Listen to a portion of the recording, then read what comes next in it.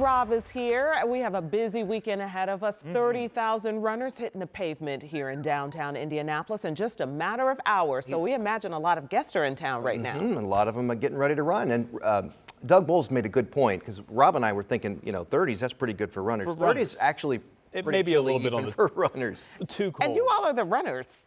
Not since I hurt my ankle. A bit of a, yeah. I prefer when the temperature is above 70 regardless, but yes, most of the runners I've talked to, usually 42, 50s. Yeah, 40s, yep, 50s 40s, are kind of those sweet spots. I think it's going to be a bit cooler than that for sure.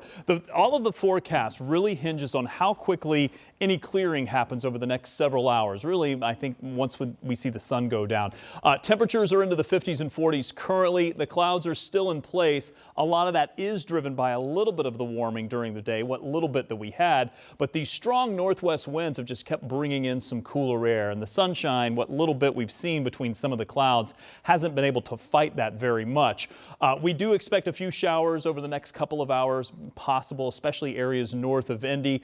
Over the next few hours beyond that, things will begin to quiet down. You'll see this on Future Track. It'll do a good job of illustrating really things quieting down as the atmosphere stabilizes. Once the sun goes down, we'll see the cumulus field begin to dissipate a bit. We'll start to see some clearing, enough that the temperatures will be able to drop down into the 30s. But this is really going to be one of those nights where some of you may get down close to freezing and some of you may stay in the 40s. It's really going to depend on just how much cloud cover you have. So not a one-size-fits-all forecast. Even by early morning tomorrow, the start of the mini, there could be some spotty showers around central Indiana, but will it be over downtown? That remains to be seen. We'll keep an eye on the radar, but the chances are certainly on the lower side. And then by the afternoon, staying with those northwest winds, the same pattern being in place, I think tomorrow is going to look a lot like today. Temperatures in the 50s, clouds building for much of the day, staying with those cloudy skies with some peaks of sunshine.